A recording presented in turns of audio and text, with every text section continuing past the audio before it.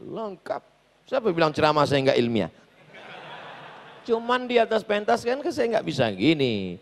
Di mana saya bisa menunjukkan dalil-dalil? Di UII. Makanya undang saya ke kampus.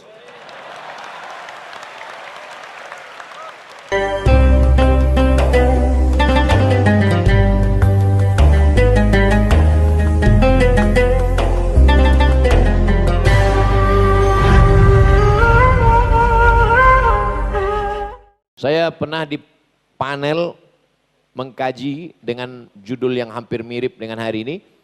Bedanya berdua, saya aspek ayat-ayatnya, yang satu lagi dokter spesialis kandungan.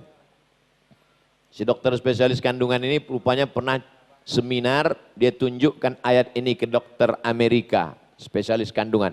Dokter Amerika, ya ini ada ayat dalam Al-Quran cerita tentang penciptaan manusia dalam rahim. Apa kata si dokter Amerika? Mungkin Nabi kamu sudah punya teleskop. Karena mereka rasional. Mereka bagi kita mudah saja. Dari mana Nabi Muhammad tahu ayat ini? Wa ma yantiqu anil hawa. Dia tidak bicara mengikut hawa nafsunya. In huwa illa wahyun yuha wahyu. Oleh sebab itu maka saya bangga di UII 2017 saya datang, apa kata Pak Rektor Ustadz Abdul Somad, ternyata yang paling banyak di Fakultas Kedokteran itu adalah yang dapat beasiswa itu anak-anak penghafal Al-Quran. Mudah-mudahan sampai hari kiamat insya Allah. Kenapa Ustadz bangga? Karena mereka yang jadi dokter hafal Quran itulah yang paling bisa menceritakan tentang ayat ini. Betul apa betul? Bayangkan dokter spesialis tamat UII Yogyakarta, pulang ke kampung halamannya, jadi dokter di rumah sakit atau kepala puskesmas atau kepala dinas kesehatan, dan dia menjelaskan ayat ini. Berikut ini mari kita dengarkan pengajian menjelang tarawih dari Isya yang disampaikan oleh dokter spesialis tentang kandungan ayat Quran dan Sunnah. Pasti semuanya serius. Karena yang disampaikan itu dalam satu hembusan nafasnya ada ayat dan ilmu yang dia tekuni. Tapi apa yang terjadi sekarang di tengah umat? Malam pertama, la'allakum tattaqun. Malam kedua, mengapa kita puasa? Malam ketiga, takutlah kepada Allah. Malam keempat, keutamaan Lailatul Qadar. Islam menjadi amat sangat menarik ketika alumni-alumni ini nanti bicara sesuai dengan ilmunya masing-masing. Ini kalau saya cerita bagaimana proses janin dalam kandungan, kalau saya ceritakan ini secara detail, saya yakin Bapak Ibu yang dokter pasti, loh kok perasaan nggak gini? Karena kata pepatah Arab, man takallama fi ghairi fannihi ata bil ajaib. Siapa yang bicara bukan pada bidangnya, ngomongnya ajaib-ajaib. Aneh-aneh. Makanya saya selalu suka kalau integrasi ilmu pengetahuan ini di panel dengan dokter. Suatu ketika saya pernah ditelepon dari Universitas Riau. Assalamualaikum Ustaz Abdul Somad. Waalaikumsalam. Bisa Ustaz datang ke kampus kami? Insya Allah. Apa pembahasannya? Otak. Wah, kalian mungkin salah hubung, salah kontak ini. Saya Abdul Somad yang Ustadz, bukan yang spesialis otak. Ustadz nanti di panel dengan spesialis otak. Jadi Ustadz cerita tentang ayat-ayat berpikir, tentang hadis-hadis akal, nanti dokter bercerita. Ternyata duduk dengan dokter sebentar itu, saya banyak dapat pengetahuan. Terutama ayat yang selalu saya baca dalam sholat. Nasiyatin, kazibatin, khoti'ah, nasiyatin, ubun-ubun. Kalau bayi kecil nampak dia gitu kan. Pernah ngeliat bayi kecil kelihatan? Jangan ditusuk, lembut itu. Nasiyatin, ubun-ubun, kazibatin, pembohong, khoti'atin, pelaku dosa. Tolong jangan dipoto. Nanti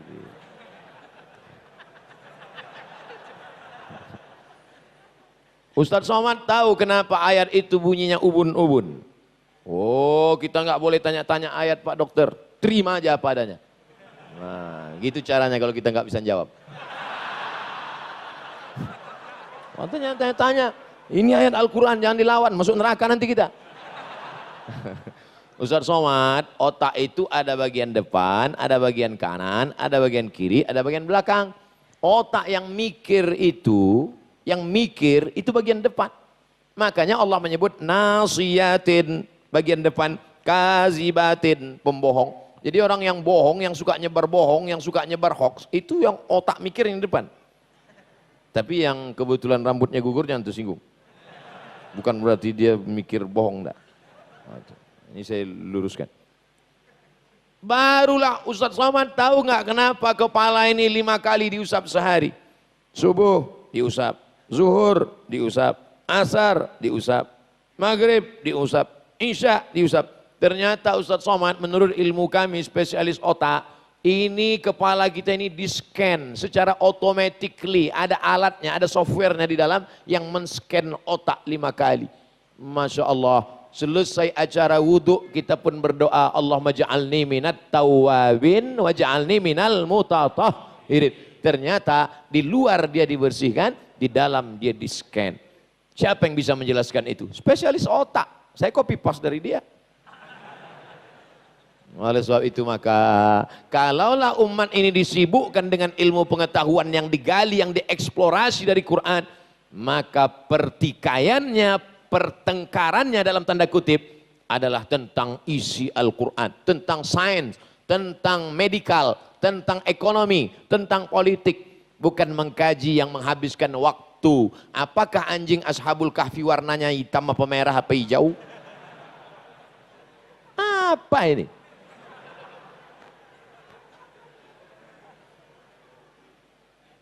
Mukjizat ilmiah. Ghulibatir Rom. Bangsa Romawi dikalahkan. Yang mengalahkan Romawi adalah Persia. Karena waktu itu ada 2 kutub. Kutub utara, kutub selatan, kutub timur, kutub barat. Siapa yang mengalahkan Romawi? Persia. Di mana lokasi peperangannya? Fi adnal ardi. Adna artinya dekat. Maka lihat terjemahan Quran Depak, Kementerian Agama. Di bumi terdekat. Karena maksudnya adalah tempat berperang itu di Yordania, di Laut Mati, Al-Bahrul Mayyit, Laut Mati. Dekat dari Mekah, fi adnal ardi, di bumi yang dekat.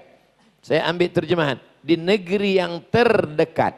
Kalau saya mengatakan Dr. Nur Khalis dekat dari saya, Dr. Nur Khalis adna minni mauqi'an, dia dekat dari saya.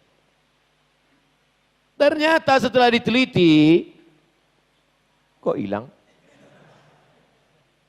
Ternyata setelah diteliti ada makna kedua. Terendah. Terendah. Ini di hasil penelitiannya. Ternyata ada permukaan bumi yang terendah 280 meter di bawah permukaan laut. Apa dia? Itulah dia Laut Mati di Yordania. Mengapa disebut mati? Karena ikan pun tak hidup di dalam, saking kan asinnya. Siapa yang masuk ke dalam Laut Mati itu terapung. Yang punya kadas, kurap, gatal hilang. Dari mana Nabi Muhammad SAW yang tak bisa tulis baca itu tahu bahwa permukaan bumi yang terendah bukan di Yogyakarta, bukan di Riau, Sumatera, tapi justru di tempat lokasi perang Persia dan Romawi, diceritakan 1400 tahun yang lalu. Maka kalau diintegrasikan antara sains, ilmu pengetahuan dengan Al-Quran Islam, kalau orang Islam mendalami ilmu ini, akan keluar dari mulutnya berkata, ma khalaqta hadza batila, tidaklah yang kau ciptakan sia-sia, dan yakinlah pengetahuannya ini benar datang dari Allah. Yasin wal Qur'anil Hakim, innaka Muhammad SAW laminal mursalin tanzilal azizir rahim, turun dari Allah Subhanahu wa taala. Masalah dengan orang beriman semuanya tak ada masalah, tapi dengan orang yang tak percaya bahwa Quran ini datang dari Allah, orang yang tak percaya bahwa Muhammad SAW itu adalah utusan Allah, ini hanya bisa dijelaskan oleh orang yang melaksanakan integrated kurikulum, integrasi antara Islam dan ilmu pengetahuan. Wal jibala autada gunung-gunung sebagai pasaknya. Dari dulu ayat ini kita baca. Amma yatasa'alun 'anil naba'il 'azim alladzi hum fihi mukhtalifun kalla saya'lamun alam naj'alil arda mihada. Bukankah telah kami jadikan bumi ini terhampar, wal jibala autada, bukit-bukit sebagai pasaknya. Ternyata yang bisa menjelaskan ini bukan Ustaz Abdul Somad. Siapa yang bisa menjelaskan nih? Tuh dia. Ternyata sepertiga bukit itu yang di atas. Bukit itu yang kita kelihatan besar itu sepertiganya yang di atas. Yang 2/3 tertanam di dalam. Itulah yang menyebabkan kenapa kerak bumi tidak bergeser. Kerak bumi tidak bergeser karena pakunya, pasaknya kuat. Tapi nanti sampai masanya gunung bukit itu akan terjabut. Wa takunul jibalu kal ihnil ma'uf. Ketika Gunung Bromo, Gunung Kidul, Gunung Merapi, Gunung Kelut, Gunung Sibaya, semua gunung-gunung itu nanti seperti bulu kambing yang ditiup angin. Kalau gunung-gunung itu seperti bulu kambing ditiup angin, lalu kita ini seperti apa waktu itu nanti? Dan ketika itu tercabut, maka kerak bumi bergoncang. Makanya ayat bercerita, wataran nasa sukara. Kau lihat manusia waktu itu seperti mabuk. Orang kalau jalan di atas mabuk. Wa mahum bisukara. Mereka bukan mabuk. Walakinna azaballahi syadid. Tapi azab Allah yang luar biasa. Yang bisa menjelaskan ini Ustadz Abdul Somad atau orang fakultas geologi. Orang geologi, tapi yang ngaji. Kalau nggak ngaji ya mabuk juga.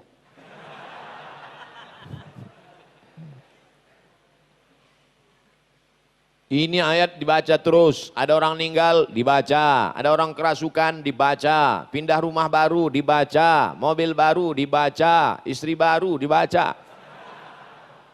Wasyamsu tajri li mustaqarril laha dzalika taqdirul azizil alim.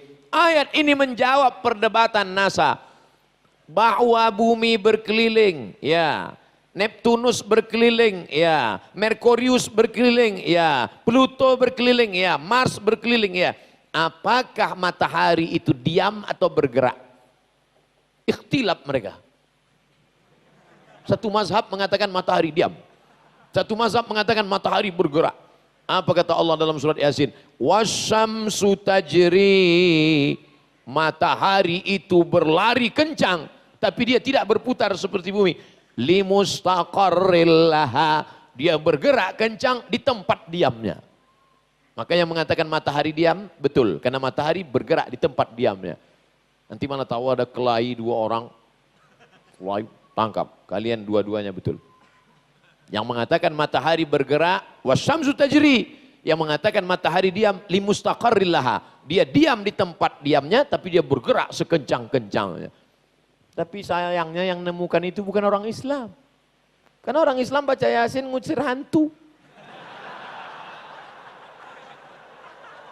Dulu sebelum ada anak UII. Setelah ada anak UI Jogja, dia yang bisa menjelaskan ini. Mas jurusan apa? Jurusan matahari. Insyaallah, tabarakallah. Itu dia gambarnya. Mustaqarrus syams, tempat diamnya matahari. Harakatu bitijah masar majarrah, gerakan matahari berkeliling. Sama seperti kita melihat velg mobil Ferrari, Lamborghini, kalau dia kencang, lari 200, itu seperti tidak bergerak. Velgnya itu seolah-olah tidak bergerak, padahal dia sangat kencang. Saking kencangnya, seolah tidak bergerak. Teman kita juga gitu, saking kencangnya tidurnya seperti tak bergerak. Padahal dia sangat kencang bergerak. Kebenaran sejarah. Sejarah juga bagian dari ilmu pengetahuan. Dan Al-Quran bercerita tentang sejarah yang tidak dituliskan oleh para pakar sejarah. Apa kata Allah bercerita? Wa qaulihim inna qatalnal masih. Mereka berkata kami sudah membunuh Isa. Allah bantah. Wa ma salabuhu. Mereka tidak pernah membunuhnya. Wa ma salabuhu. Mereka tidak pernah mensalibnya. Walakin subbihalahum. Tapi ada orang lain yang diserupakan wajahnya. Mirip dengan dia. Innal ladzina ikhtalafu fih. mereka yang berselisih pendapat tentang ini, yang satu mengatakan Isa, yang satu mengatakan bukan, lafi syakkim, mereka syak, ragu tentang ini, ragu. Nah, begitu juga dengan kameramen yang ragu mau mengupload ini, potong nanti. Saya ragu nih, jangan-jangan Ustaz dilaporkan sekali lagi nanti gitu deh. Kita di masjid, di depan mahasiswa UII, ini nggak apa-apa. Paling yang ditangkap yang ngupload.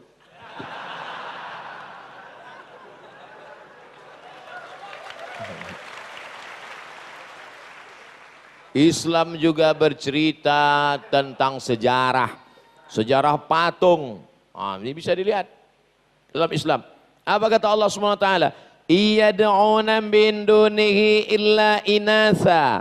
Mereka yang menyembah patung dan berhala, iyad'una illa syaitanan marida. Sesungguhnya yang mereka sembah itu adalah setan.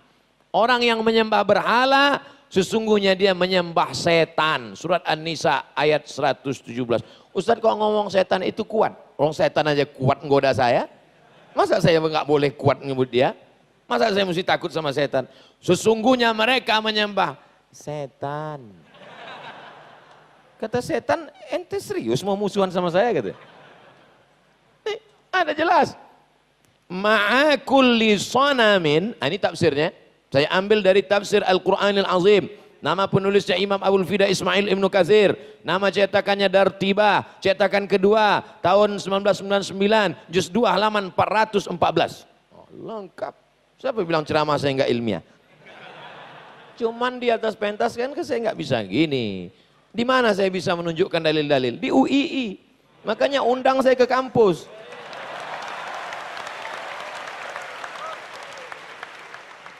Nih, ma'akulli sanamin jinniyah. Setiap berhala itu ada satu jin penunggunya. Tuh tempat. Jelas. Kalau nggak percaya ini, buang aja tuh tafsir Ibnu Katsir. Ada akhlak. Makanya moral. Kita harus mendidik anak-anak kita menjadi anak-anak yang berkarakter. Pulang dari seminar, bapaknya pulang ke rumah ngasih tahu ke istrinya, "Bu, anak kita mesti berkarakter." Si ibu pun ngasih tahu ke anaknya, "Nak, kamu mesti anak yang berkarakter." Dan semuanya nggak ngerti karakter itu apa. Kenapa tidak pakai bahasa kita yang simpel aja? Berakhlakul karimah. Kadang orang ini ngomong jelimet, ribet, sulit, susah. Salah satu jamaah suka dengar pengajian saya, kata dia, "Ustadz bisa membuat yang sulit menjadi mudah." Satu sisi menghibur saya, tapi di sisi lain orang katakan, ceramah dia itu terlalu mudah. Ilmunya enggak hebat banget.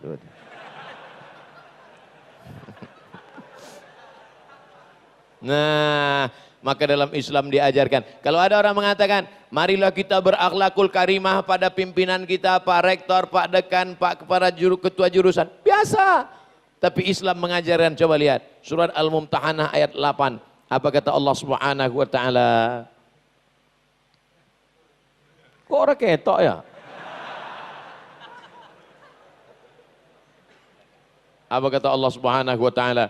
La yanhakumullahu 'anil ladzina lam yuqatilukum fid din. Kalau tetanggamu, kawanmu, orang sekampungmu itu tidak seagama denganmu, non muslim, tidak seakidah denganmu, selama dia tidak mengusir kamu dari kampung halamanmu, selama dia tidak mengusir kamu, selama dia tidak memerangi kamu, maka kamu boleh balas dua. Antabarruhum, buat baiklah pada mereka. Wa tuqsitu ilaihim, bersikap adillah pada mereka. Jangan sampai kita tidak baik, tidak adil hanya karena berbeda agama. Tolong kalau mau mendengar ceramah somad, makanya dengar sampai habis. Inilah masalahnya, orang nggak punya paket dengar ceramah saya, susah kita. Dengar sampai habis. Surah Al-Mumtahanah ayat 8. Selama dia tidak mengusir kamu dari kampung halamanmu, selama dia tidak membunuh kamu, maka kamu balas dia dengan dua. Berbuat baik dan bersikap adil. Siapa bilang Karena dia beda agama denganmu, pancung kepalanya, bakar rumahnya, hancurkan semua. Itu tidak benar. Pernah Ustaz ceramah ngomong gitu?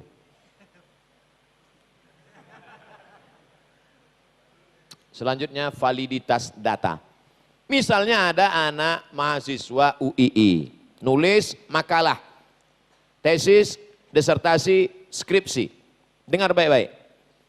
Pas sidang terbuka, sidang tertutup, lalu kemudian dia nulis gini, ini saya ambil dari Aren Jan Wensing, Ensiklopedia Hadis, terbitan Leiden, E.J. Brill tahun 69, juz 1 halaman 552. Kira-kira disertasi skripsi tesisnya diterima atau tidak? Diterima. Cukup menyebutkan judul, halaman, tahun, diterima. Tapi dalam hadis, saya mau bercerita tentang bagaimana dalam literatur Islam validitas data keilmuan. Dalam Islam, nah itu contohnya saya buat sebelah kanan. Hadis ini dari siapa? Dari Nabi SAW. Man kharaja fi talabil ilmi, siapa yang keluar rumah untuk menuntut ilmu, fahuwa fi sabilillah, maka dia sama seperti orang berjihad di jalan Allah. Apa mungkin kita ketemu dengan Nabi? Tidak. Lalu dapat hadisnya dari siapa? Dari Imam Tirmizi. Ini saya ambil dari Imam Tirmizi. Imam Tirmizi yang paling bawah. Imam Tirmizi meninggal 279. Artinya 2 abad setengah setelah meninggal Nabi Muhammad SAW. Mungkinkah orang 2 abad setengah setelah meninggal ketemu dengan Nabi? Mungkin, mimpi. Tapi dalam ilmu hadis ini harus ada mu'asarah. Mu'asarah, hidup sezaman. Wal liqa, harus bertemu. Di situ beda Sahih Bukhari dengan Sahih Muslim. Syarat Bukhari 2, mesti antara periwayat itu pernah sezaman dan bertemu. Kalau Imam Muslim agak longgar sedikit, tidak mesti bertemu, pernah sezaman saja cukup. Saya sezaman dengan Ustadz Somad. Sezaman kamu dengan dia, sama-sama hidup 2019. Pernah ketemu sama dia? Hampir datang ke kampus kami tapi nggak jadi.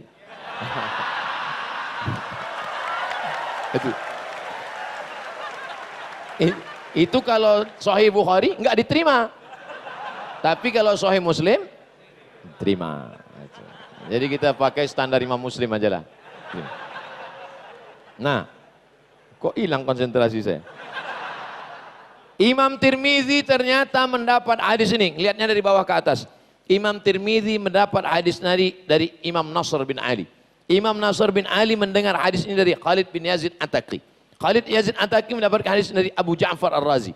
Abu Ja'far Ar-Razi mendapat hadis dari Rabi' bin Anas. Rabi' bin Anas mendapatkan hadis ini dari ayah kandungnya Anas bin Malik. Anas bin Malik dapat hadis ini dari Nabi Muhammad sallallahu alaihi. Mana yang lebih hebat validitas datanya? Ahli hadis atau penulis disertasi sekarang? Yang ngomong bukan saya, mahasiswa UI. Kamu dapat hadis ini dari mana? Dari kitab Sunan Tirmizi. Imam Tirmizi meninggal tahun berapa? 279. Kamu meninggal tahun berapa? Belum tahu. Yang jelas saya sekarang hidup 1441. Jarak kita dengan Imam Tirmizi 11 abad. Mana mungkin ketemu? Tapi ahli hadis, ulama-ulama kita menjaga silsilah itu. Dijaganya. Makanya baca kitab Al-Hadyus Sari fi Majmu' Musannafat Syekh Hashim Asy'ari. Mbah Hashim itu setiap bulan suci Ramadan membuat majelis khataman Quran Sahih Bukhari di Tebu Ireng supaya menyambung sanad sampai ke beliau, sampai ke murid-murid, sampai ke kiai-kiai. Dijaga sanad itu. Validitas data. Nah, itu. Yang bisa baca-baca, yang tidak jangan paksakan nanti mual. Itu saya buatkan sanad sampai ke bawah. Sampai ke bawah. Nah, itu di bawah tuh yang paling bawah Abdul Somad LCMA. Saya cuma mau nunjukkan aja sanad saya bersambung. Belajar adalah jihad. Jadi kalau nanti ada semboyan, slogan, Abdul Somad mengajak kami jihad. Jihad belajar. Jadi semua yang datang ke UI ini adalah dapat pahala jihad. Termasuk saya sendiri kemari datang niatnya bukan mau ngisi seminar, tapi niatnya mau belajar. Belajar tawaduk, rendah hati pada doktor, mau jadi moderator. Orang lain mana mau? Siapa nanti yang mau ngisi materi? Abdul Somad. Oh, Dia masih LCMA. Nih, titel semeter. Sombong. Tapi saya belajar tentang rendah hati. Saya pernah ceramah ke salah satu masjid. Ceramah di masjid nih. Saya tanya, Pak, ketua masjid yang lama mana? Nggak mau datang lagi. Malu, post power syndrome. Mantan ketua masjid nggak mau datang. Tempat kita, Pak Rektor mengajarkan bagaimana kerendahan hati. Mau datang bersama kita. Saya niat datang kemari, niat belajar. Maka nanti di akhirat kita sama-sama dapat pahala jihad. Ini enggak, datang petantang petenteng. Nawaitu ngisi seminar lillahi ta'ala. Iya kalau jadi, kalau enggak.